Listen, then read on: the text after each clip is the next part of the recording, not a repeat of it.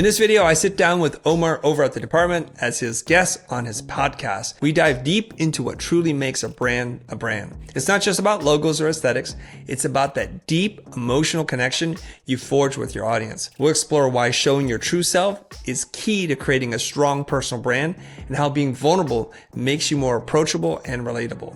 Join us as we uncover simple yet effective ways to make your brand resonate deeply with others. If you like this episode, make sure to check out his channel, link in the description below. Let's go.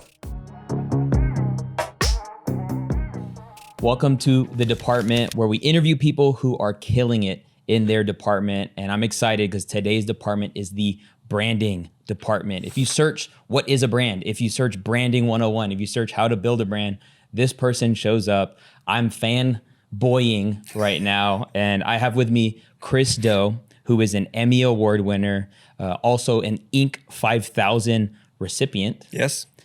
Millions of followers and subscribers across social media, multiple seven-figure entrepreneur and husband of the year, and the drippiest out there, honestly. Like, look at the vibes, and someone who appreciates fashion. Every time I see Chris, the bags, the brands, Off-White, Louis, Alex Studios, the Rolly. Let's go. Hey, I just want to say game recognized game, brother. Dude, that's love, for real. I've been following Chris for some time. I would say even before 2020, and we can even talk about in a little bit how 2020 I think was very big for your YouTube presence. But number one, just thank you for being on. This is honestly incredible. I'm so glad we can do this, Omar. So I was, if you go on YouTube and you type in what is branding, the video that comes up is an interview that you did, a very short 3-4 minute video with Marty. How do you pronounce it? Neumeier. And you asked him, what is branding? And, he answers the way he would 3 years ago. So I would ask you today, what is branding today? I don't think branding has changed. I think the modern conception the modern concept of brand hasn't changed since Marty's written about it. The ways in which we manifest the touch points change and evolve a little bit. But let me just try to make it really simple for everybody to understand. When we talk about brand, it's not what things look like. It's about the emotional, irrational feeling that we have towards something. The fact that we're willing to wait in line to queue up to get something, or to search and scour the internet to find a little tidbit, a morsel of like when the new drop is coming or anything. There are a couple of people, a couple of companies that have this in spades, and the rest of us are mere mortals trying to achieve that level. And the way that we do that is we have to be able to let people in on who we are on a personal level, or to create certain expectations that are positive associations with that company. And we can get into it as deep as you want, but that's kind of it in a nutshell. Think about associations. You can have negative associations or positive, and that's part of your brand. So if you show up and you treat people poorly and you're a bit of a jerk, well, that is your brand. It's a negative association. Conversely, if you're generous, if you're always kind to people, you take an extra minute to really genuinely want to help people, that will be the positive association of your positive brand. So something that comes to mind as you explain that is there's an organic nature to it, but then it seems like there's also a very intentional nature to it, because should you be surprised that people feel a way about your brand, or you should be like, no, this is exactly what we decided? Because it's like being yourself sometimes isn't a subconscious decision, or does that make sense? Yeah. I don't know if always that people are intentional about it, or if intentionality is always good, and I'll tell you why. Oftentimes what people think is, I have a really strong brand, and there's a team of people sitting here thinking about like how you should show up in the world. That ain't you. And it's very manufactured. And sometimes the team of people is just you. And you say, well, I need to be this person to be accepted, to be loved, and not to be ridiculed in public. So I'm going to put on this persona, and you become that person. You're too crafted, too manicured, too much layers of varnishing. And it was like, well, who are you? And this is why when people show up as themselves, or sometimes they show you a little bit more of like, this is what it looks like when I'm really messy and ugly and I'm not having a beautiful thought or a beautiful philosophical moment in my life, I'm just going to share it with you. And then all of a sudden, we as humans look at the other person on the other side of the screen and say, oh, they just like me. You're really relatable. My God, I didn't know you struggle like that. I didn't know you have bad hair days. I have bad hair days every day, but I'm just putting it out there. You know what I mean? And then all of a sudden, like, oh, they're not that weird. Or they remind me of my cousin or my dad or my sister or my mom. And I like them a little bit more. So, I mean, it's because like there's so much thought at the same time. I'm trying to get to a place of like somebody's at zero, or I guess I'd ask you, like, how long did it take you till you knew what your brand was? Or That's a very good question. And we talked about this on a different podcast, but what happens with people typically is when you see a first piece of content, that's going to be the least like them as a real person, because that's them thinking, I don't want the world to think badly of me. I need to show up as a professional or as caring or as loving or as an athlete, and I always have everything buttoned up. Over time, what that person hopefully starts to realize is, man, that's a lot of work to pretend to be that person. And I don't know, maybe one day I'm just going to show like, hey, here's the weird thing about me. And then they start to pull back the layers, and then they realize, okay, I don't care anymore if the world judges me a certain way. I got to just be me. It's the easiest thing to do. It's the most natural thing to do, yet it's the least common thing that people do. So what happens is over time, if you notice a personality, yourself, our mutual friends, you might see this evolution and you think, oh, the person's changing. They're not. They're becoming more of themselves. And it's a beautiful thing to see. that's really good. You know, what's funny is, as someone who like does video, teaches video, you know, there's this wave of like hyper edited content. And I noticed this about last year in the summertime, that I started consuming videos that weren't as edited, you know, jump cuts, fast, you know, text and like crazy, stimulating content. And I'm like, the videos I'm attracted to are actually videos that aren't heavily edited. And it looks like the pendulum is even swinging back to, you know, not intense edits. And there's this YouTuber that kind of blew up recently. I don't know if you know who he is. What is his name? Sam Sulek. Have you heard of him? No. Dude, 21-year-old bodybuilder, 45-minute daily vlogs, no, just jump cuts, no text, no music, no nothing. 2 million subscribers in 30 days. And he's just driving. He's got his mic. He actually has his mic clipped onto his hat. But I say all that to say that it's funny how it's like a journey of undoing. Some people, I think, for a guy like him, maybe he has like zero insecurities, so he can. Would you say insecurity is probably the killer of all brand builders? It can be, but insecurity could be your brand too. And this is a really weird thing to say, like, I'm really insecure about X, Y, and Z, and hopefully you don't judge me too poorly. And just to put it out into the universe, the whole point of building a strong personal brand is to get in touch with yourself, to have high self-awareness and self-acceptance, and to say like, hey, this is the way it's going to be. You know, I can sit here and wish all day and night my hair is going to grow back. It's not, and it's okay, and I'm cool with it. You know, I know what my limitations are. I know what my zone of genius is, and I'm not going to oversell my shortcomings and undersell my genius. I'm going to celebrate both. I'm really good at a couple of things. I'm terrible at lots of things, and that's all of me. What would you say is like some of the best brand building type of content? What do you mean? Like if somebody was like, okay, I want to put myself out there based on your observation, especially even in the last years as you've really grown, like how would you encourage somebody to be like, start building your brand by making these kinds of videos then? Okay. I'm going to give you a funny answer, okay? Dang it. Go. My funny answer is this, is the best kind of content you can consume to build your personal brand is to go to see a therapist. Because what the hell are you talking about? You're as broken as everybody else, and you're fronting as much as everyone else. So we can learn the tools, what kind of cameras we're using, what kind of lighting setup. We can do all of that. That's not going to help you. But if you were to invest time, money, and energy towards something, go figure out who you are. Like, heal, learn to love thyself, and then hold up your freaking iPhone with crappy audio and video and just start talking to the camera. That's going to be the best brand possible. You may not become an overnight sensation. You might not become the Sam guy. Who cares? The whole point is not to chase those numbers. The whole point is to just fall in love with who you are. You'll be much more attractive. You know, we talked about this at a conference recently about what makes people so charismatic. What is it that draws people to them? Like there's this magnetic being, and you kind of know. And it's usually not the prettiest woman who walks in the room. It's not the buffest, coolest looking guy who's like who hunts with a bow and arrow and is like 6'2", 225-pound, ripped top to bottom. She's not that person.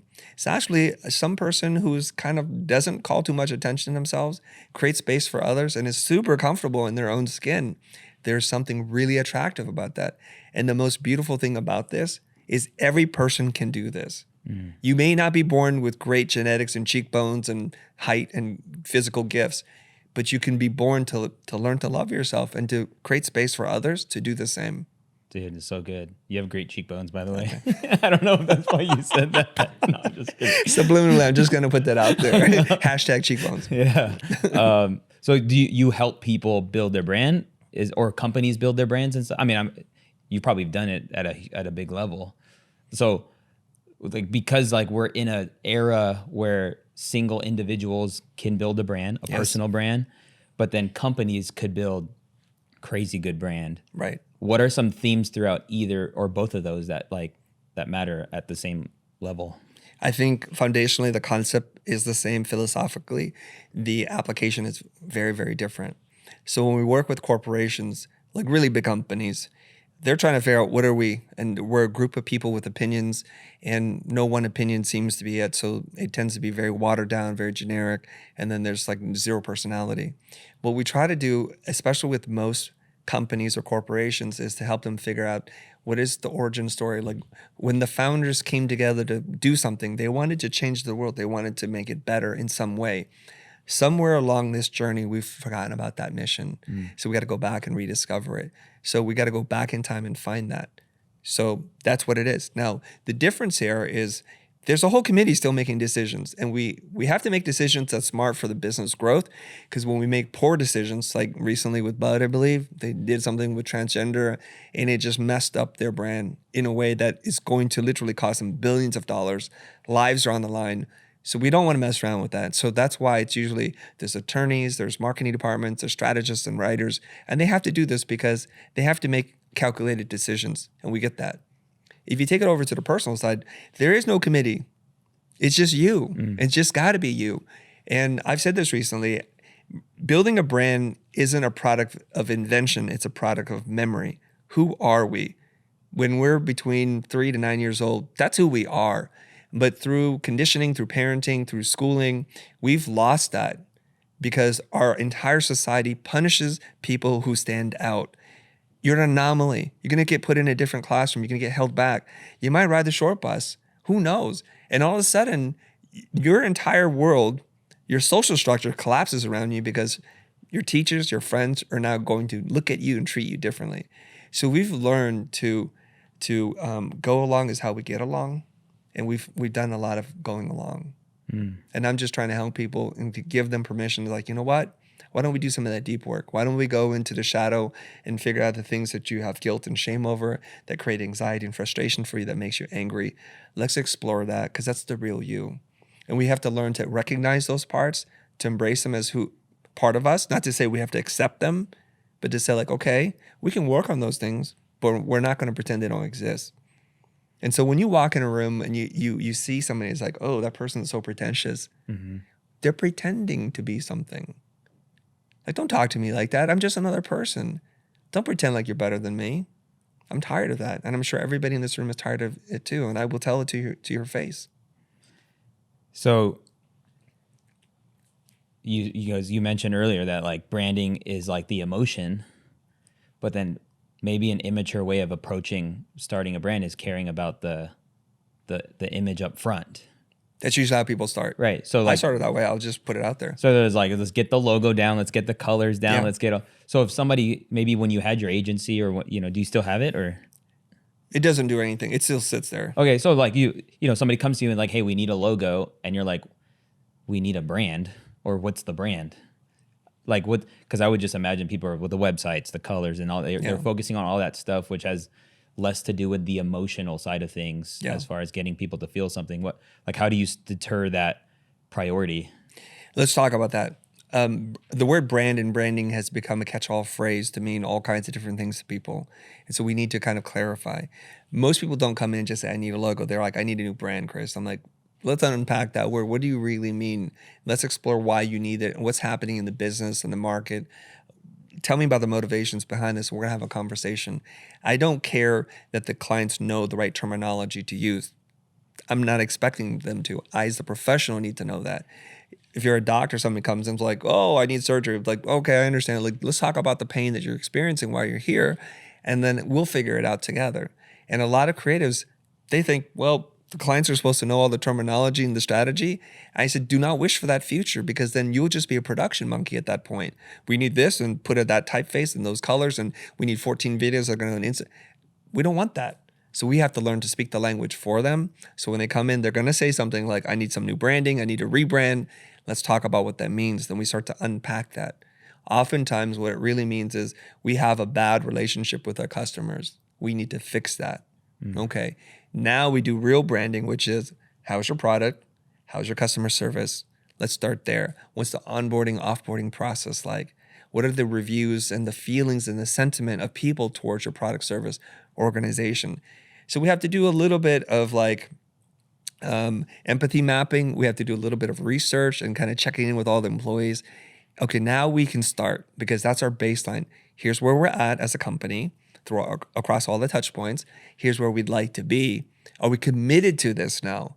It's one thing for us to say we care about customers and we make great products when in fact those are not true. So there's something that I read from the late Tony Hsieh from his book, Delivering Happiness. And he said, forget the brand. And everybody's like, what? What do you mean forget the brand? He goes, get the culture right, the brand will follow. No company has a strong brand with a poor culture. Because, and I'll tell you a little story right now. If I used to be a fan of a particular airline, I'll just say it's Southwest Airlines. They're goofy, they're funny. They give their flight attendants a lot of leeway with how to do very procedural things. And so I laugh and I'm like, hey, that's remarkable, the way you told me don't cry like a baby when the plane's about to crash. Okay, I get that. That's funny. But then I had a bad experience Did that with a actually flight. happen?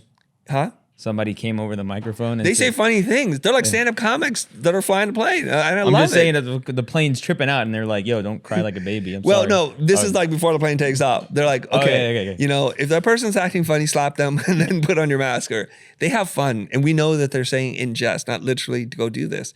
So it's the fun airline. It's a little cheap, but it's fun. And then I'm flying on the airline and one of the flight attendants treated me really poorly. Like, I was like, I'm not being rude. Why would you talk to me like that? And it's created a negative emotional feeling that I'm willing to, for free, badmouth them right now. I even sent them a review saying, I've had a horrible experience. I'm reconsidering booking with you. That is one employee out of thousands or tens of thousands of employees. Wow. When you get the culture wrong, the brand dies. Dang. You know what's crazy? You said the product and the service. Something like Chick-fil-A. Yeah. It was all about, let's just make better chicken sandwiches, because they were actually up against another company when they first got started, and they're like, hey, let's not do what they're doing, let's just make a better sandwich, and it like made Chick-fil-A what they are now. Yeah. Dude, social media coming out now, dude, like Chick-fil-A is awful, but like their customer service is on par. But because I'm learning about like how they're making, but something you mentioned about how companies can lose it along the way because they're trying to scale, or their goals may be changed, or what have you. But it's crazy how much they do that saying that like it takes a lifetime to build a reputation and like 5 seconds to lose it or whatever. Like that's so real when it comes to companies, and when you think about it at that level. It's funny how like when we think about branding, we think about, okay, what are the major company? Like who would you say? Let's say that maybe everybody would essentially know, like, they're killing it. They have strong brand. It's very easy. There's this thing, there's some science behind this, and I don't pretend to know all the neuroscience, but in our brain, if you think of your brain like a Japanese bento box, right? There's a little compartment for rice, cucumber, protein, something like that, potato salad. There's compartments, and our brain kind of works in that way too.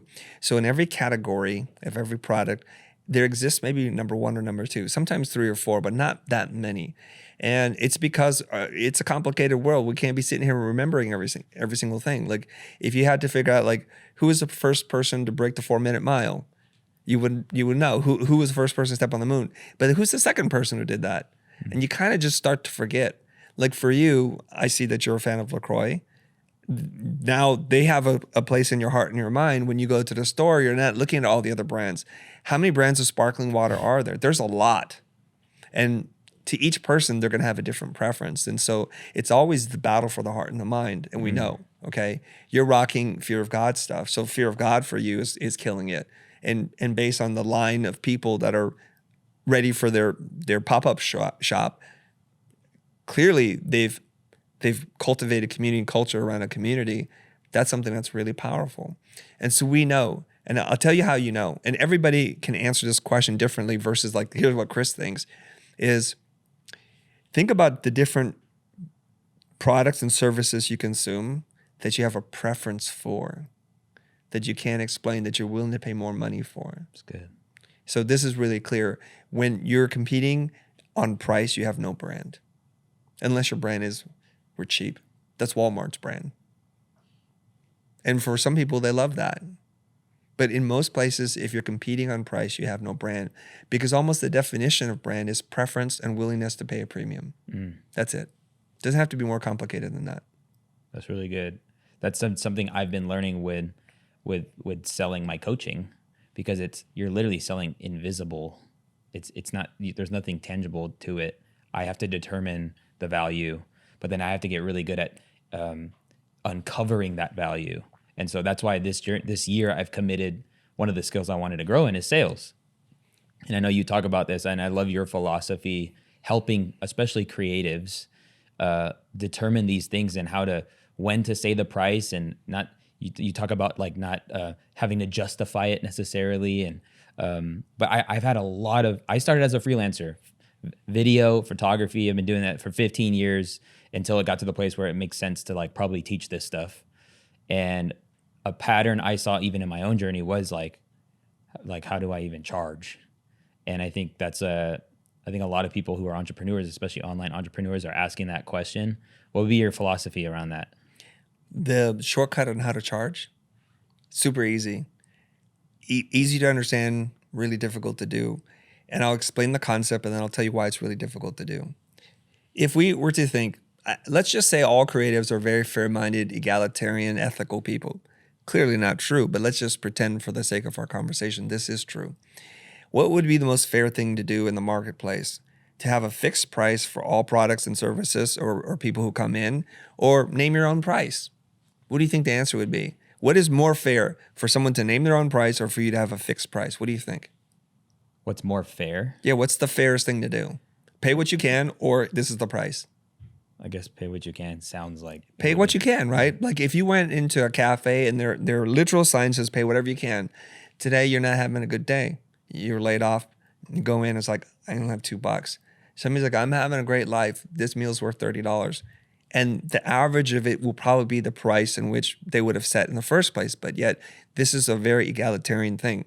Pay what you can. Church works like that. We understand these concepts, right? Okay.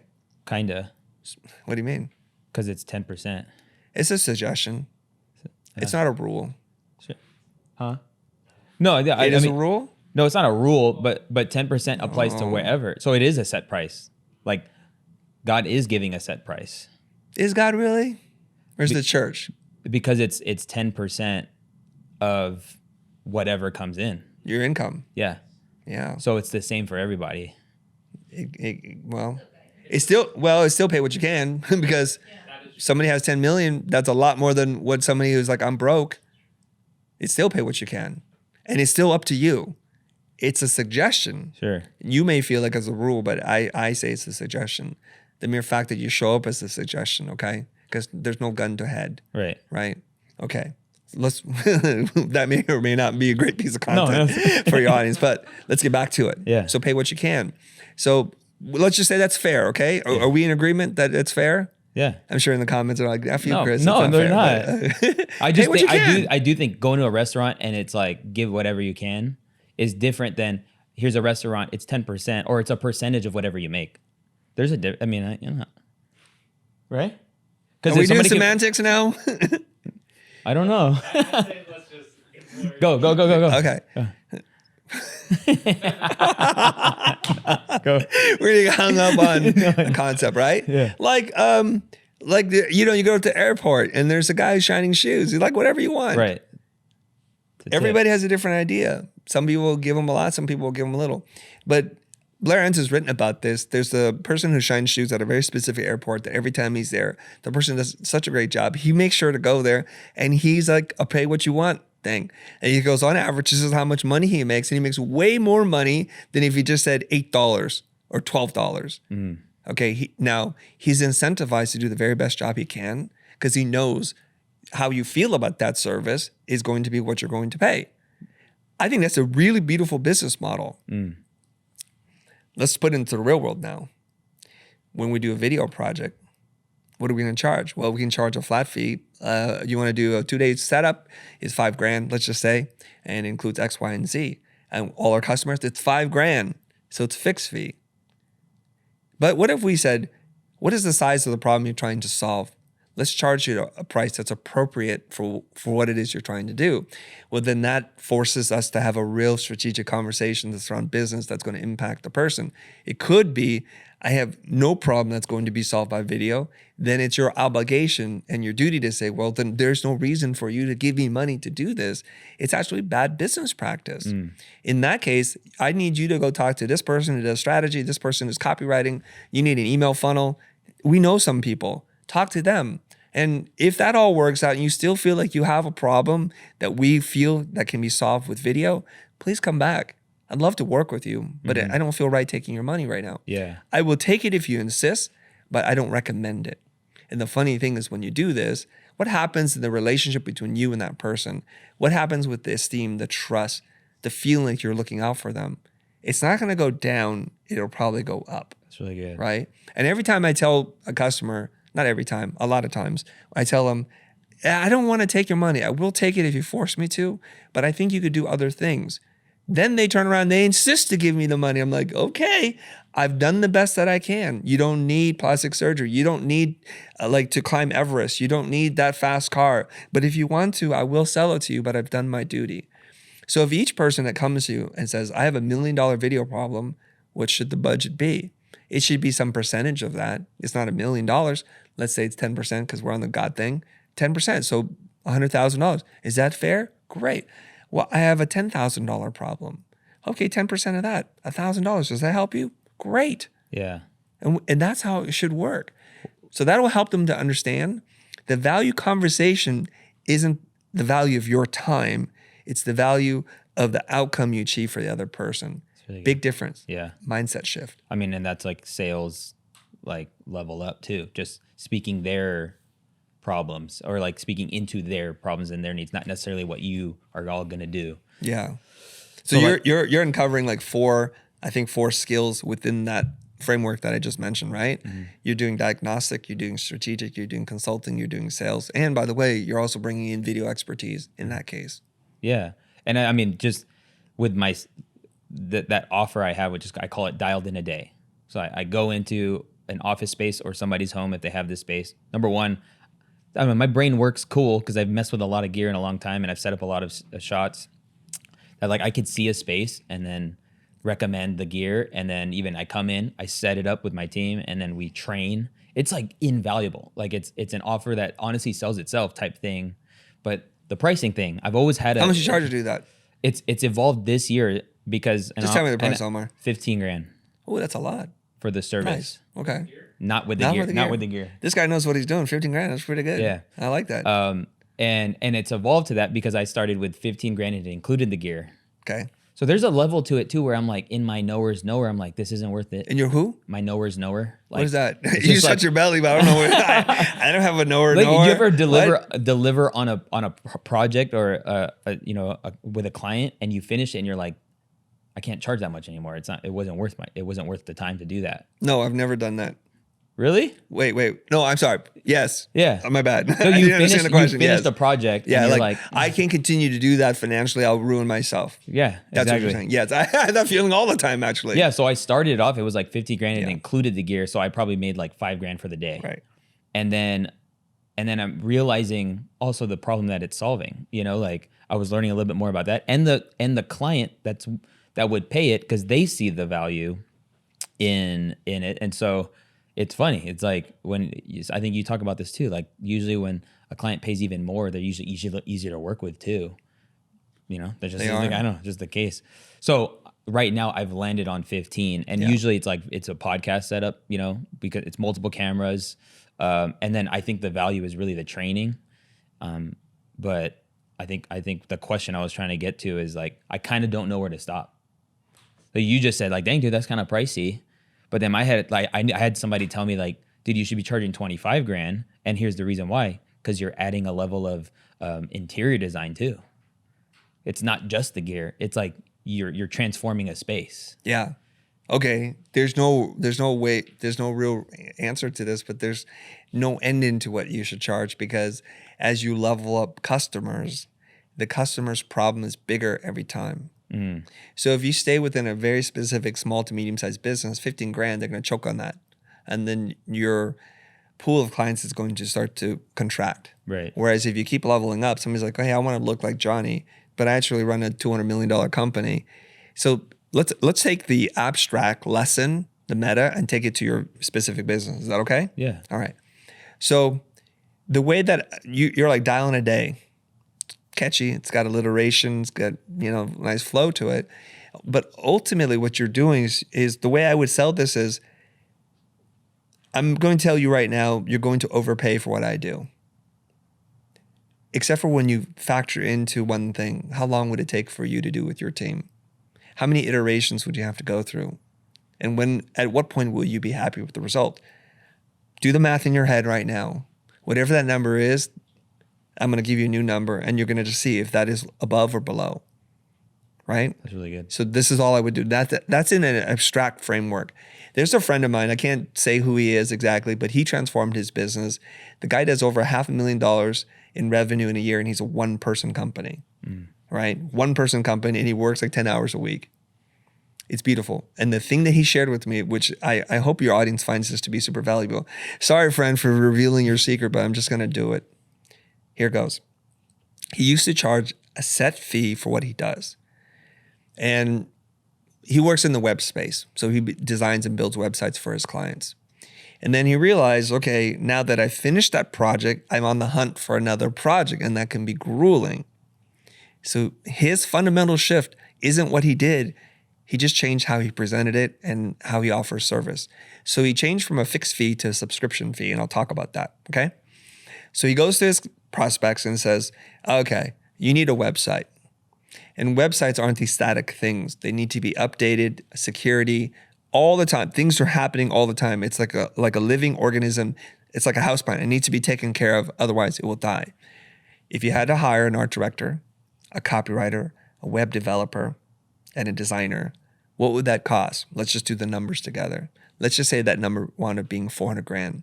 He goes, that's just 400 grand. But if you have to fire, replace them, now you're talking about compensation, whatever, Time. exit package, time, training. So now you're losing even more money. Let's add another 100 grand on top of that. Now, if you had to hire a recruiter, we know we have to pay them 20% on top of that. So let's just keep doing more math. And then you have to find a workspace for them to work. You have to give them the software, the hardware, and then how often do you maintain that? So I'm telling you right now, all of that can just disappear. Let's just say that's an $800,000 number. I will do this for you for less than X% of that annually. And what I'm going to do is I'm going to build the site for you. I'm going to maintain it, and we're going to have quarterly conversations, and we're going to keep updating things as we go. Does that sound like it works for you? They're happy. He has 5 or 6 clients. That's all he needs. He doesn't have to keep chasing new clients all the time. But the onus is on him to constantly evolve and deliver greater value over time. Good. This is the subscription model. It's different than retainer model. And I only recently understood the difference between a retainer and a subscription in this way, because I had time to speak with Ron Baker, who's like a master at economics and accounting, explain this to me, or actually to the audience. A retainer is I pre-buy time in bulk for a discount. So we're always selling time. So I'm going to buy 20 hours of your time at, instead of $200 an hour, $120. So you're great. I got good cash flow. And now I'm always worrying like, what hours am I using? And so I'm just going to try to fill that up. So you may have a policy in the contract where some minutes or hours roll over, but not all of them. So next week you add another 5 hours and you just keep doing that. So they burn the hours they don't use. You get to charge them more for the hours they go over, but that's the model. A subscription is, we don't look at hours anymore. You're going to pay no matter what. And my team are going to obsess over how to keep increasing the value to you as a customer. Totally different. We move away from looking at blocks of time to looking at value created. So the way that you honor that and the way that you keep clients for a really long time is like, Mary, I've been thinking about the way you're doing this, and I think we need to upgrade the microphone or this. And, I'm noticing that as you're aging differently, we need to adjust the lights. I got to fly in. We're going to take care of this. We got you, Mary. That's the difference. Yeah. No, that's really good. What was the first thing you did creatively to start exchanging for money, like service-wise? Was it graphic design? No, it's washing cars. Creatively? Creatively. Okay. Trying to be funny. That was not funny. First thing, it's around graphic design. Okay. Yeah, I was a production artist. Cool. Because dude, it's funny because you have such good business acumen, and observation, generally speaking, I'm not trying to make blanket statements, but oftentimes creatives get into business and offering them their services, and they typically they have a hard time making it because the business part just kind of messes with them. Maybe they get a little too attached to the craft, or I don't know. When did you feel like? Two questions of what would you say to a person who's like really good at a thing, let's say video, graphic design, photography, but like having to get good at business could rob them from just focusing on like the craft? Okay. Can you remember that question? Because I need to correct something before I answer that question. Okay. Will you remember your question? Yeah. Okay. Will you remember it, Art? Art's like, oh, deer in the headlights over there. Art, just remember it. Whatever it was that you just asked, okay? All right. You said you have good business acumen. I don't. I'm going to tell you right now, I have terrible business acumen. Because I was once like all of you. I really was. I was terrible at business. The first 3 businesses I started, I completely failed. I didn't understand the difference between revenue and profit. Like, you know how you said, I would use to package $15,000, $5,000 was profit, right? Mm-hmm. It ain't profit because somebody had to go there and do that work. And if you had to pay that guy to do that job, then there might be $3,000 left for profit. Right. So it's not even understanding those principles in my mind. That's how I ran my first business into the ground. I'm like, what? I don't understand this at all. My first business, I was 17 years old. I just put it out there. Okay. So I'm struggling to build a business, and I'm just figuring it out as I go. I don't know what to do, what to say. And someone on the internet, I want to say her name is Christine. It's not Christine. She's from San Francisco. She was on a Twitter live space call with me, and we're just talking about something. And she goes, what people don't fundamentally understand about sales and many of the concepts that you're teaching is they think that by looking at it, they understand. They don't. It's like asking you and me to play chess, and I'm a world chess champion. That would be your client because they're in business. They know negotiation and sales. And you say, try to beat them at chess, and you're great, but you don't know how to play chess. They're like, oh, okay. And you're blindfolded. Try to play that game, try to win. Mm-hmm. So that's me as a creative person. And I think I only became successful because of 2 or 3 different things. Number one is stupid belief in self. Like, I just love myself. I'm like, this work is good, man. I don't know why people don't want to pay me, but one day they will. They just haven't figured it out yet. That's number one. Mm-hmm. And number 2 is just having the belief in self and actually having real skill. So putting in your 10,000 hours, as Malcolm Gladwell describes it, I have a skill. So I love myself, and I think the skill and the self are matching. The rest of it, you just figure out on the job. But it wasn't until I hired a business coach or actually worked with business people who taught me, not literally taught me, but through observation. I'm like, oh, you're doing things a little bit differently. I would rather do that because what I'm doing is really painful. So I learned how to bid. That's good. And so every time you level up, you buy a little bit more time to play the game.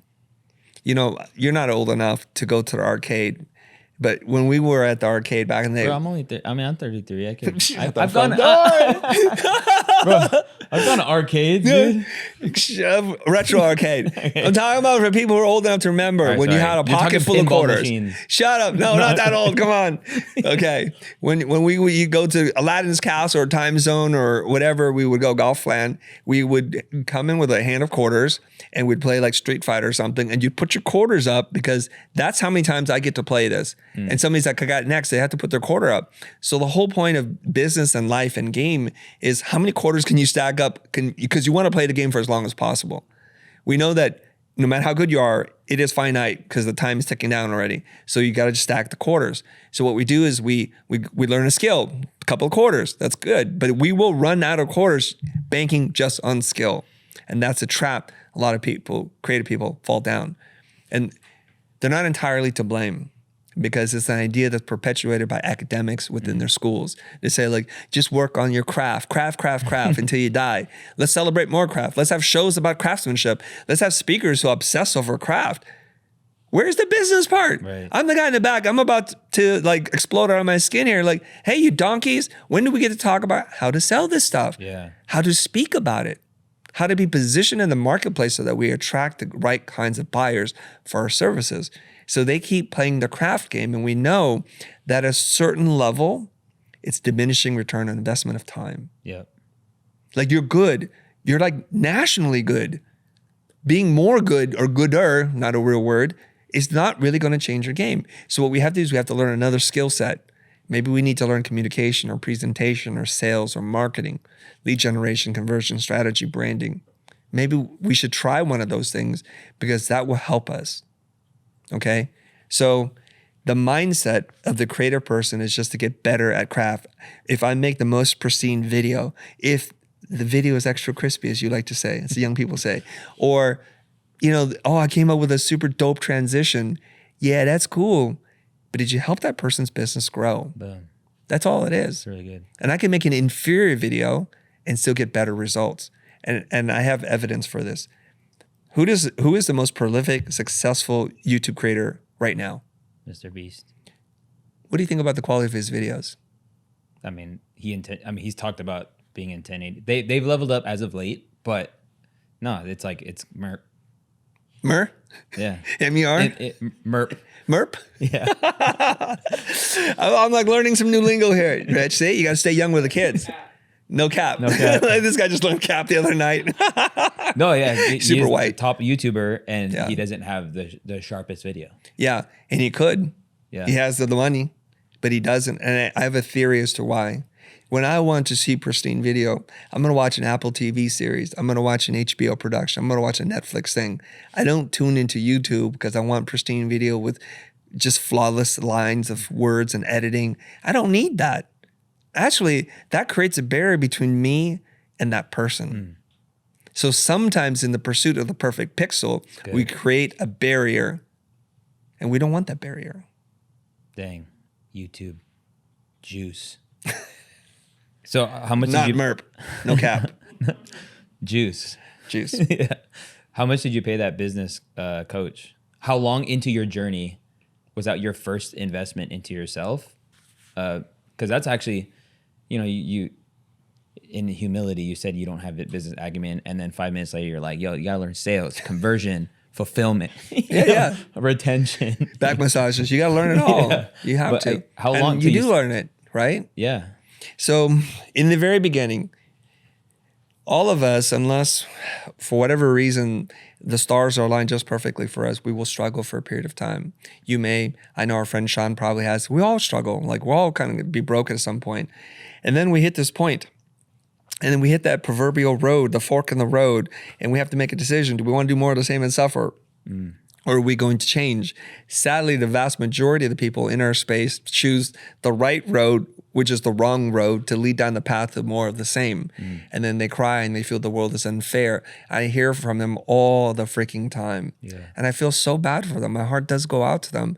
But I say, friend, if nothing changes, nothing changes. You're just going to keep doing this. Let's try something else. I don't care. That's the whole reason why Trump got elected. He's like, I'm not saying I'm a great option. I'm not even saying I'm a good human being, but you want more of the same? That's an interesting platform to run on, right? Because people are like, yeah, my life ain't great. I don't want more of the same. I want something different. We sure got something different, all right, but that's another topic. So let's try to choose something else. So was hiring my business coach here the first investment in myself? No, it's one of many, and it's a continual, perpetual investment in myself. You might read some books. That's an investment in yourself. I attended workshops. I attended a sales workshop, made my skin crawl out of my mind. I ran out of that meeting. I'm like, never again. That's the last super sales webinar, in person. It was horrific. Buy my books in a bag. I'm like, there's zero value being created here. Wow. All of this was to qualify people to move up the chain to buy more products from a person. I don't want that. Yeah. I don't want that. I don't know why they keep doing that. So I'm like, I ran from that. I've enrolled in a weekend course to learn video editing.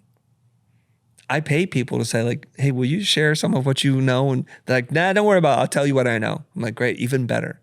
At least let me buy you lunch or something. So we're investing in ourselves all the time.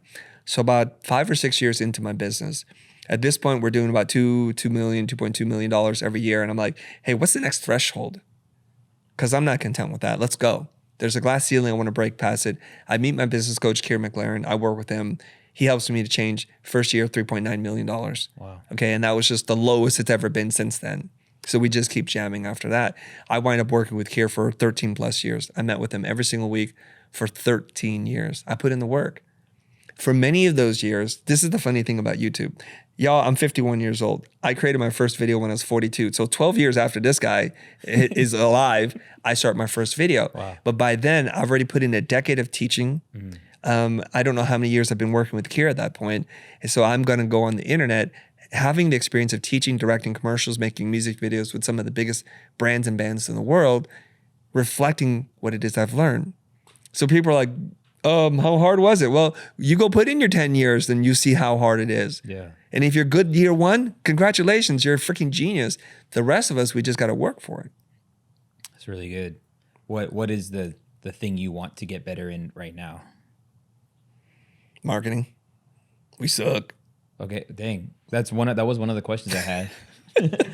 Was like, why you suck? Yeah, why do you suck? Yeah. No. But I think people can sometimes mistake the two of the difference between branding and marketing. Yeah. But you're a genius when it comes to branding, and you just said like, we suck at marketing. Why do you think you suck at marketing? With millions of subscribers, almost 1 million on Instagram at the time of shooting this, like, why would you say that? I say that because I look at the results, sadly. I'll talk real with you right now. So let's get into some numbers, okay? Last year, I think we did a little over $5 million in revenue. None of it comes from client work. We've been client free. Our freedom date is December 2018. Oh, wow. We stopped doing client work. That's it. It's an important date for us. It's like our emancipation, right? Sorry if I use that word inappropriately. How much people are still with you from 2018? Did you say we? Good question. Just a small handful. Okay. Some didn't make the transition, some didn't want the transition, and some of them have left recently to pursue their own career doing what we do. So I love them for that. So bravo, congrats, Matthew. Good job. All right. But we changed, we evolved, right? So so last year I said we did a little over $5 million. This year I don't think we're gonna break 5 million, which is concerning to me. It's like I only want to move in one direction, it's up. I don't want to believe in gravity. I just want to keep moving up. And I think about companies and people who sell one product, do one course that's semi-mediocre, but understand their niche really well, and they do $10 million sales every single year, and they do one big promotion or something like that, they're done. And I think that's cool, but I don't want that. Because I'm not doing this purely in pursuit of money. Money's just a scorecard for the impact I get to make. So we're trying to change education. But in order for us to think big and actually make the kind of impact I want, we need lots of capital to burn, to hire more people to keep doing what we're doing. And it's okay that we don't make a ton of money. I just want to play it on a bigger stage. And so that's the problem. We have a bunch of courses. I think we're okay at marketing. And the difference between marketing and branding is marketing is focusing on sales and revenue, where brand is focused on long-term value creation. I have no doubt that the long-term value creation in the brand that we built will be worth a lot of freaking money. But in order to get it to that point, we have to keep playing. We need more quarters on the dash there. We just need it. Otherwise, I can't get it to that level. Okay, and I don't want to do it by myself. I don't want to do it as a 3-person operation. I want to do it as a 50, 100-person operation, creating the kind of content and educational materials that's going to transform the lives of the people, not just in this country, but all over the world. That's the mission. That's good. And I have a really big freaking mission. You know how Gary Vaynerchuk says, I'm going to buy the jets? Right. So we understand what's motivating Gary. Some childhood immature obsession over the jets, and he just needs to do it. I know there's a video on that explains why. I want to make enough money I can go out and buy an art school and transform the entire school. That's going to require a lot of money. It's probably going to require more than $100 million. I want to change it. I want to change the game. You know, there's this thing, I'm a Game of Thrones fan. It's like Dany Targaryen, she's like, we don't want to keep, the wheel just keeps going. One king is replaced by another king, by a queen, whatever. She wants to break the wheel. I want to be a wheel breaker. That's good. What are you doing now to like make your way toward? Because here's you're supposed to say Khaleesi, but you missed your mark. I didn't watch. Oh, you didn't watch? Yeah, that's why. Yeah, okay, so that's why I missed my mark. Sorry. Do old people watch Game of Thrones only? No, I'm just kidding. No, smart people do. Yeah, dang it. Rip. Skull emoji. No, you say 100 million to trans. Is it because you're thinking about transforming it in its traditional sense? Because you want to know the plan? I'll tell you the plan right now. I'll just put it out there. I went to Art Center. Yeah. Art Center's not for sale, but I'd like to buy Art Center. They have 4 buildings. They have a bunch of like what I would consider institutional knowledge, world-class instructors. They have antiquated programs on how to disseminate that. They're working on it. No shade. But I would just like to go and buy it. Sadly, let go of most of the administrators. Yeah. Create a hybrid school where there's like in-person gathering space, theaters, common areas, workshops and labs, and then bring in guest speakers. So but cool. Try to turn as much of the knowledge into a digital product as we can to share with our students who have different learning modalities, who may be like visually or hearing impaired, so that we can address that. But also sometimes people need to see something 14 times before it gets through their head. Yeah, right. And then to be able to disseminate that across the world for a fraction of what it costs today. The goal would be to take 8 semesters worth of tuition, turn it into 1, and offer the exact same program. I think that's really good. I went to UNLV for broadcast journalism. Before that, in high school, I took broadcast journalism, and I just stuck with it. You know, people always say like, "Dude, you're just so gifted." I'm like, no, I just never put down the camera. I would hope that I'd be good at what I do this many years. And the funny thing about it, when I was in college, was learning. I almost feel like when you have to standardize education, it takes a long time to steer the ship, which is why there was literally people who were doing. Like when they were journalists, they were literally typing on typewriters and like newspapers and stuff. And like at the time, it was like 2009, you know, where Twitter is coming along and like news is starting to be changed. And it made me think a lot about the signs of times and trying to bring relevant information to a large group of people, and also change it when it needs to be changed, but it not be so standardized. Like how would you see like your way being different in that? Because I would say that's why they suck, the art institutes, is because they feel like in order to change this thing, it has to go through a process that makes it like, no, we'll just keep teaching the same thing then. Yeah, I think the Arts Institutes wound up closing, right? Yeah. There's some scandal there too that I can't speak to because I don't know, unfortunately. Because I was really close to going. Dodged a bullet, brother. Yeah, you dodged a bullet. Here's the problem: is that for a lot of people who are uninformed buyers of products and services, what looks like a thing isn't a thing. Like what looks like a Louis bag may not be a Louis bag after all. It might be this $50 knockoff, Fugazi. Right? Yeah. Right. So what happens is there are real institutions who know how to teach, and then they're like, well, why don't we create something that looks and sounds, and and we'll hire the 3rd tier teachers who couldn't get there, and we'll teach them here, and then we'll take your money, we'll help your parents pay for the education through loans and all that kind of stuff. And then they go through this, and it can only sustain itself for so long. And then you look at the quality of education it's demonstrated in the students themselves. Like what art institute, sorry, shade throwing, wound up doing something significant. And if they did, then probably the school had little to do with it. And that's actually because they were actually really talented before they got there. Right. And so it has the look and feel of something that's high quality, but it's not. So we're not talking about that.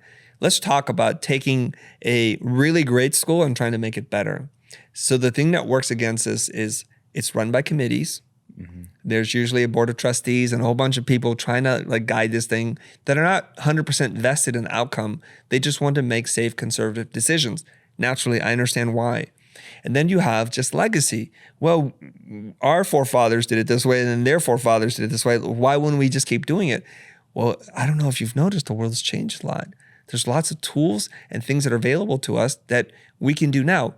Here's the example I would give to you. 4 years ago, we thought work from home or remote work was a terrible idea. Now it's the predominant way in which most companies are run. And they've been able to do something that's really important. They've decentralized their operation so that there's no cataclysmic failure in case the IT system goes down. Well, everybody's working from home. Their computers are still working. The internet's still working. And this is good. So we have some redundancy. So we have these kinds of programs for finances, for computer, for security. Why wouldn't we have it for people? So it totally makes sense. So when we're forced to change and innovate, we will change and we will innovate. Unfortunately, there's no motivation here to change or innovate because they're not forced to. So I feel like I'm that force, a force from the future, to say like, I will create a new business model to then threaten you with love. There's another model here. And until we make enough success and noise, they will not feel threatened. Today, we're nothing. We're like the flea in the back of the butt. No one cares. But one day we won't be that flea and we'll be a small dog and it will bark a lot. And eventually people are like, wait, what's happening here? That's really good. And think about this. My business coach told me this. He goes, when companies acquire smaller, more innovative companies, it looks like they just bought them. It's the other way around. I'm like, what? So when Disney bought Pixar, you think, oh, they just absorbed them, killed the competition. And he goes, that's not what's going to happen. It's weird. Financially, they bought them, but Pixar bought Disney because the Pixar people will be running Disney. And sure enough, John Lasseter, the whole team, because they're so good at doing what they do that Disney realized in animation, we just need to learn from them. So they paid them a lot of money and they acquired all the top talent and they put them in executive decision-making roles. So it's not what you think. That's wild. So this might happen too, where a big institution's like, we love the innovative thinking. We can't get there. So we just buy you. And now you tell us what to do. You sit on the board. You run the company. And that's what we'll do. We'll start to change it. That's cool. Will you call it the Future? Because that'd be fire. That name works for me right now. Yeah, no, it's dope. I honestly had the same thought over the summer because somebody came to me and was like, yo, I'm looking for a content person. So now we're in this era where, having somebody, at least one person that understands photo, video, and all these things matters. And I just operated in that role for a long time. And then I see Gary Vee as D-Rock, and D-Rock, brought a new breed of genre when it comes to creativity. And that is almost like a Swiss Army knife of a creative, that you understand the reason why you're following somebody around and filming them and all that stuff. I call him a shredditor. Kind of me and Sean we kind of came up with that idea. And some guy was like, yo, I got like 80 to 100K for this person. Do you know anybody? And like, honestly, I've made a handful of them, but they all work for other people now. And, my brain has been trying to wrap around like, how do I systemize the approach to be able to create shredditors, because it's a guaranteed like 50, 60 at minimum if you are a young gun wanting to just get a secure job and live somewhere, but then being almost like this agency that can, not agency, but like, they can hire people that are certified, You want me to design the business model for you? Please. Okay, I'll do it for you right now. Okay. If you do and you're super successful, send me some money later. Okay, will. There's a couple of parts to it. One of the things that I think is a benefit to being like people like you and me is we get to be around really freaking smart people. We're only stupid if we don't actually learn from them. Right. Because they're just spilling ideas all over the place. So I've learned these concepts from different people who are in my circle. I'm very grateful for that. The first part is you set up an academy, and the outcome is very clear. Earn $50,000 to $100,000 a year, traveling the world, working with super influential people. And not only are you going to produce work for them, but you're going to be within a hair's breadth away from the mentor of your dreams. How does that sound? Okay, join me. I'm going to teach you how to do this, the systems, the techniques, the storytelling, the structure, the strategy. And upon completion, my other agency, a placement agency, will help you find a job with one of those people. The placement agency is in contact with all these influential people. It's like, you need a person, I got the right person, right temperament, the right, whatever it is that you need. And The minimum that you're going to pay them is 60 or 80,000, whatever you work out to be. But you have to charge a placement fee with them, Right. and that's going to be 20K. Okay. Now here's the cool thing: everybody that applies in your program, you don't accept because they're not all good enough. They have to demonstrate certain things, because the biggest thing that you have to do is you have to filter who goes through your program, Right. because that's going to largely determine how you're going to be successful. I have this theory: Harvard is not the best school in the country or in the world. They're just the best at picking the future winners. Look at Bill Gates, dropout. Zuckerberg, dropout. All these guys are just, and gals are dropouts because they're going to be successful.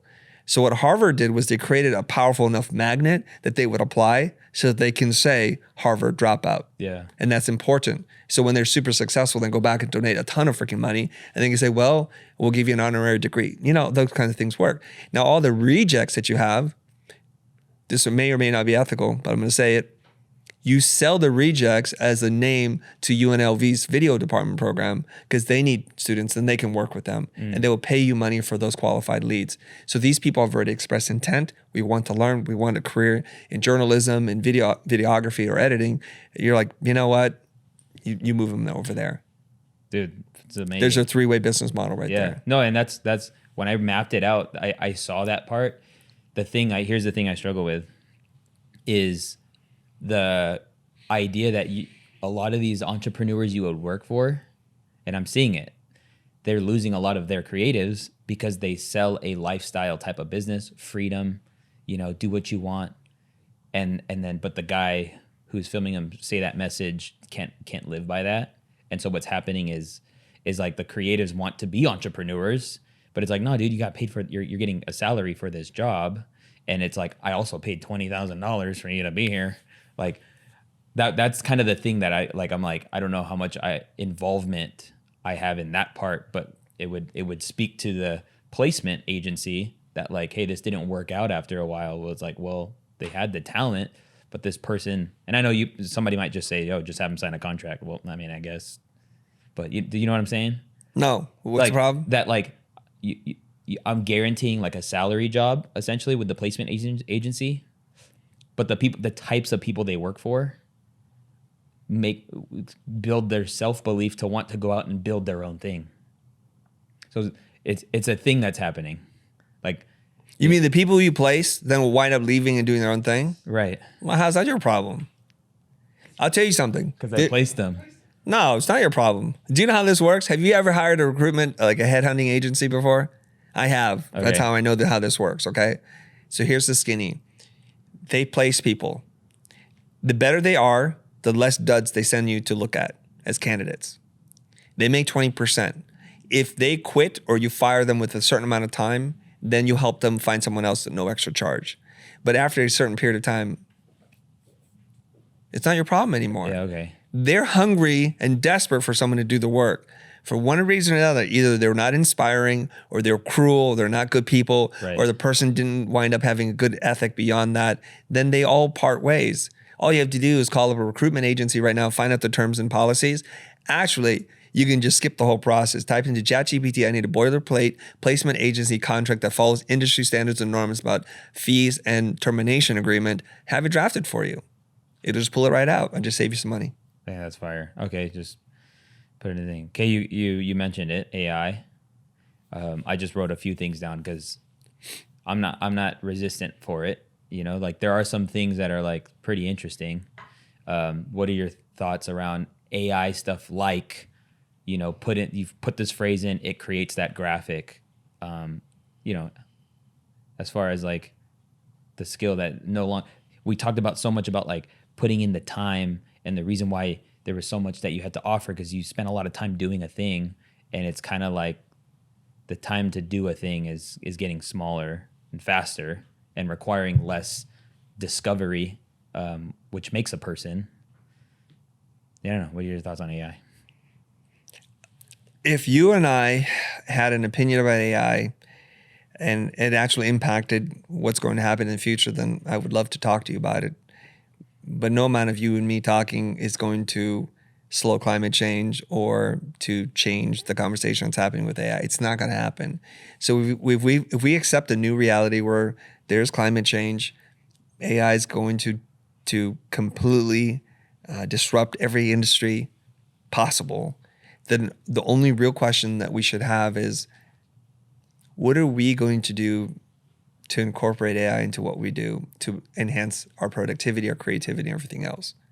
So here's what I think, and I've thrown this out in front of entrepreneurs before, is I want you to imagine when your daughter is 22 years old and she looks back on this time and says, Dad, that was the greatest economic upheaval and opportunity in the last 2,000 years.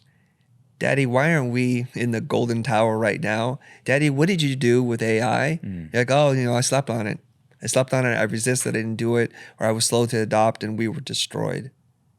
Well, that's why we live in this part of town and not that part of town. I just want you to think about it like that. Okay, so if you're not incorporating AI into your workflow, to automating certain things, to improving your customer service, onboarding experience, helping you to generate ideas, helping you take tedious things away from what you're doing, which you already are, by the way, then you're going to get left in the dust. Fire. That's it. So if you were teaching somebody Photoshop graphic design, is that now a quicker delivery of education information? Because now it's like, yo, you don't have to use the masking tool. Just, I don't know. You know what I'm saying? I know what you're saying. You still do, because it ain't perfect. The cutout ain't perfect. There's some fundamental skills that you need to, but I'm going to flip the question in a totally different way, which is, well, if I want to learn Photoshop, what should I do? Well, why don't you just ask AI? Design me a curriculum that's 7 weeks long that allows me to watch a combination of videos and read tutorials for 4 minutes or 4 hours a day with clear actionable outcomes that are in line with industry standards to work in a job doing X, Y, and Z. Design that for me. I'm a 24-year-old kid. I have ADHD, and I can only sit in the chair for 10 minutes at a time. That's what I'm talking about. Yeah. So forget about the threat of do we need to learn rotoscoping because AI will cut it out for us? But think about how do we become an enhanced human in the pursuit of creativity and self-expression while we utilize all the tools in front of us, not just some. That's really good. I love that. You see the shift there? No, yeah. One is threatening, one is embracing. Right. Yeah. I think it's dope. Literally, Neil just texted me because I did an interview with Neil. And he was like, yo, I threw our interview in Opus clips. And it literally gives you 10 clips. And he's like, bro, they're actually not that bad, And I was like, turn up, dude, run it, Turn up, Rich, turn up. Turn up. Yesterday we were here and you were interviewing Layla Hermosi. And before the interview, you asked her, is there stuff that you are excited about or want to talk about? I didn't ask you that question, but. Are we at that point in the interview now? Yeah. You earned it. Cue the violin, the music's beginning. But what's exciting you now, and what's kind of been the thing that you would hope that somebody would ask you questions about? I get so many opportunities to speak that I'm not quite sure how to answer that stupid question. I don't know who asked that question in the first place. No, I mean, Omar, are there things that you wish that I would talk more about? I'd be happy to talk about them. I'm a pretty open book, so if there's something you want to know, and I don't want to presume that what I think is interesting is what you might think is interesting. Well, so are there things like little nooks and crannies hey, I thought I heard a rumor about this, and I'm happy to talk about it. No, I guess something that comes to mind is that you probably spend a lot of your time behind a computer, and now you just said that you do a lot of speaking, and I know you mentioned getting better at communication, but what have you found about speaking and the iterations and what makes people draw to you in a room when you have an hour? I think we've lost the art of rhetoric, the art of conversation, the art of listening. And I think whether you're speaking on a podcast like this or on stage in front of hundreds or thousands of people, we have to remember that there are humans sitting on the other side of that stage that want to have an experience with you. So if you're going to just sit there and talk about yourself and talk at them, talk over them, you're really missing the opportunity. And it's quite sad to me. I go to conferences a lot these days and I get to see speakers. And for the most part, with a few exceptions, of course, they're really boring. It's very mechanical what they do. It's very produced in terms of they're not going to have a misspoken word or a slide that's got one typo in it. And I think, why didn't I just watch this on YouTube? Ted already does this better than you, friend. Dang. Why are you doing this right now? And you're killing my brain. You're killing my time. I'm starting to resent you. I'm resenting this conference. And those are not good feelings. And I look around the room like, is anybody else feeling this? Or am I just the only person awake in the matrix right now? And sometimes I feel like I'm the only one. Then I go backstage and I talk to a couple of friends that I really trust and I really let them know how I feel. Like, dude, I can't believe you feel this way too. Yet we commit the same sin over and over again. And I try not to do that. When I go up on stage, very rarely is it ever rehearsed. I look at my slides, I'm like, I hope I got in the right order a couple of times. And then I go and do my thing. And I want to feel the energy of the room. I think all public speakers would do better if they were to study crowd work from comedians and learn to work with the audience, to be more improvisational, to be more conversational.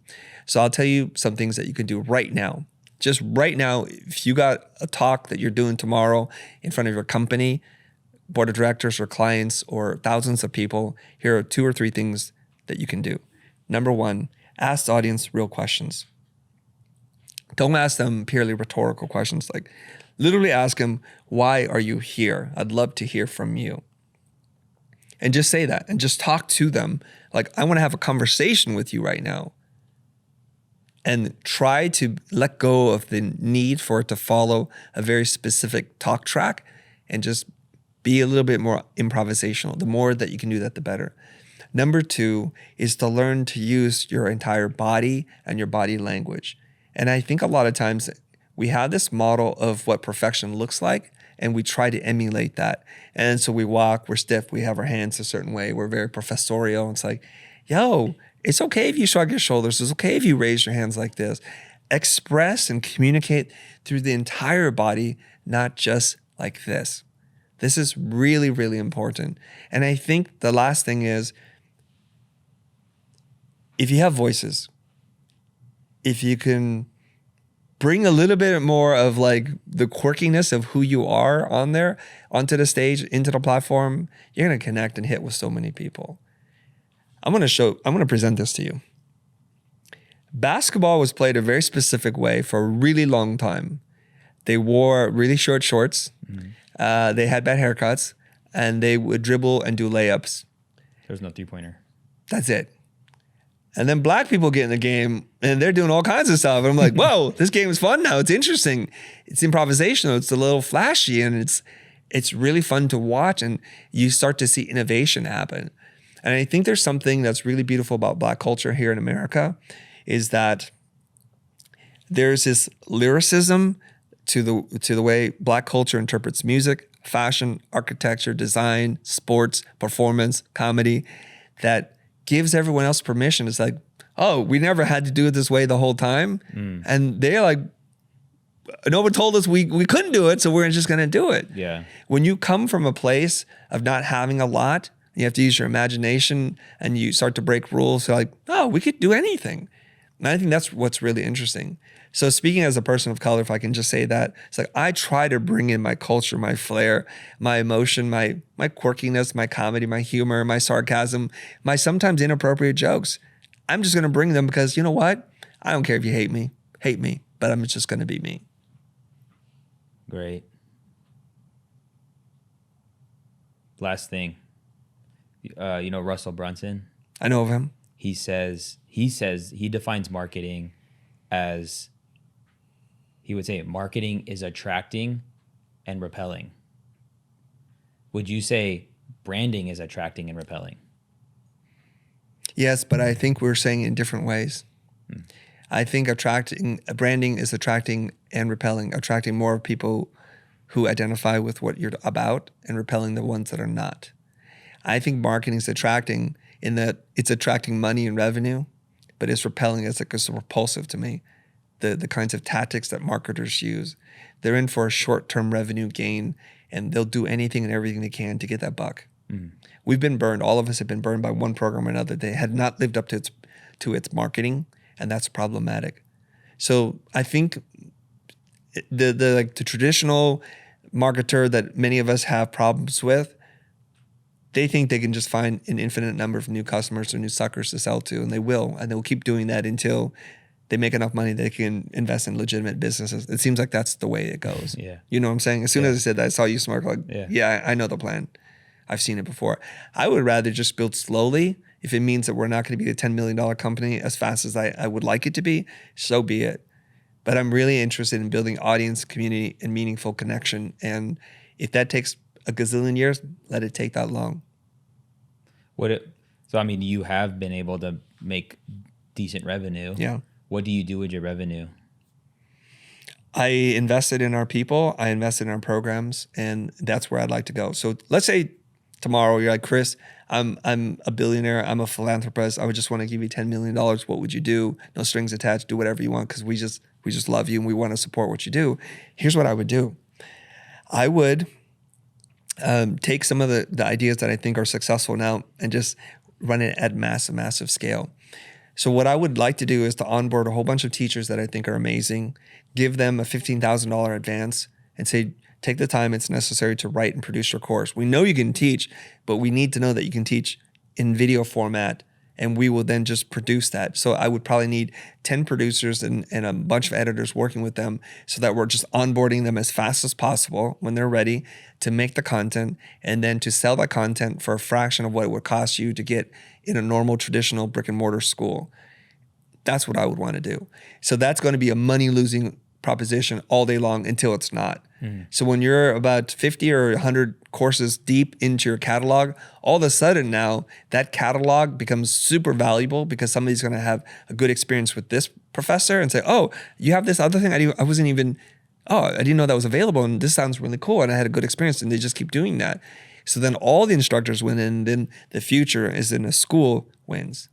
But when we only have a smattering of courses, like the end of the journey is quite quick. You might take 3 or 4 courses from us, like, oh, that's kind of all they got. Because literally that's all we got. That's what happens when you're bootstrapped, self-financed person who believes in ethical long-term brand building, even though if it means that our marketing sucks. That's really good. And I like that. I mean, you didn't say stash it away in real estate or invest in stocks.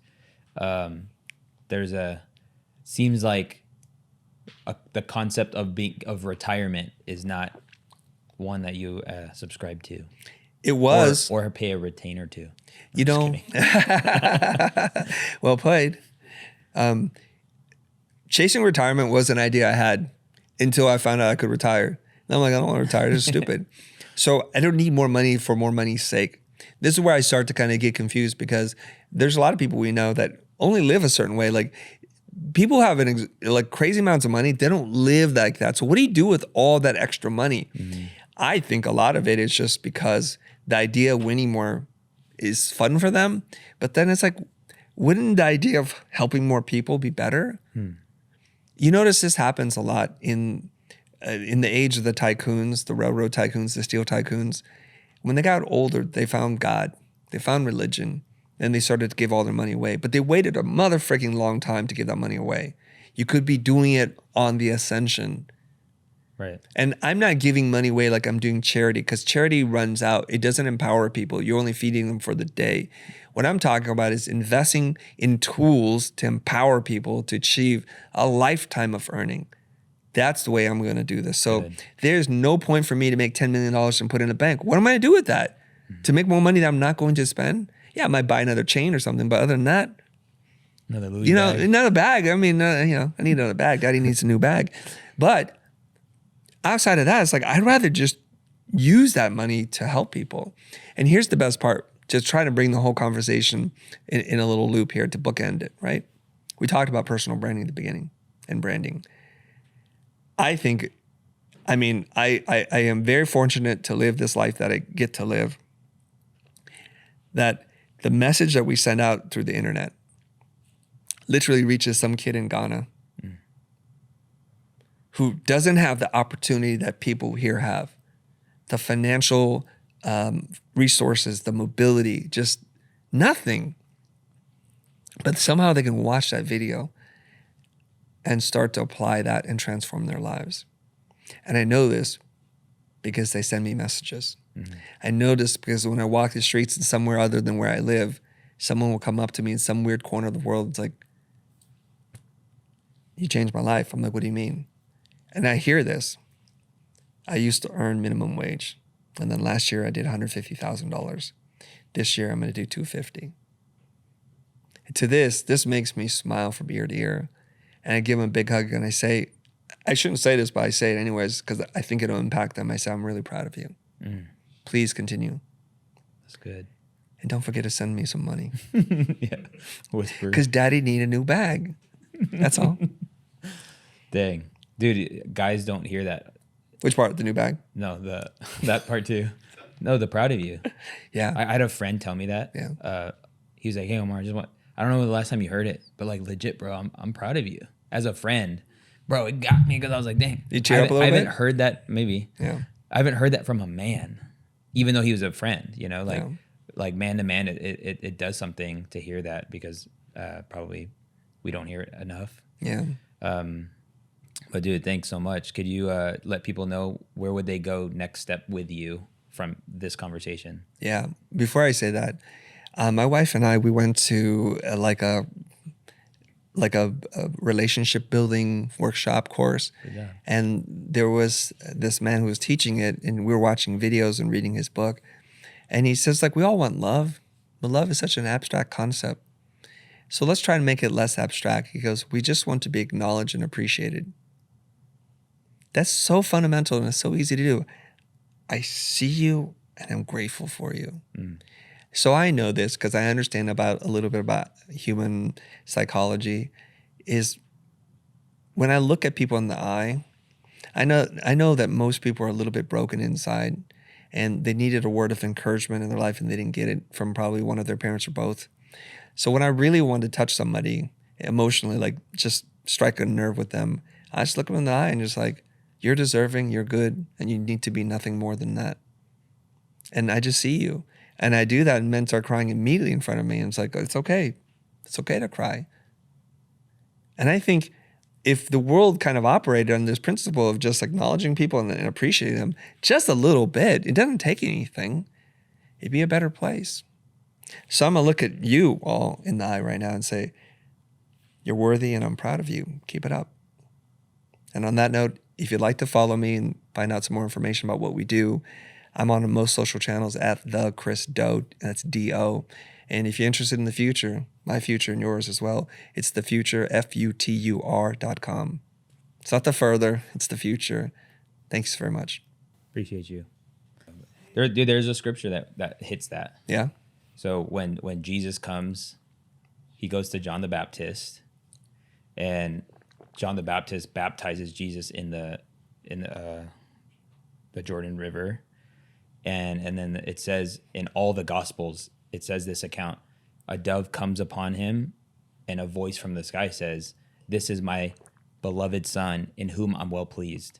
It's the first thing God says about Jesus is that I'm proud of you, and I see you. It's kind of crazy, huh? There's something there. Yeah. If you want to equip yourself with the right community, training, and resources to take your business to the next level, I want to personally invite you to check out the Futur Pro Group and our membership, specifically created for experienced business owners ready to scale.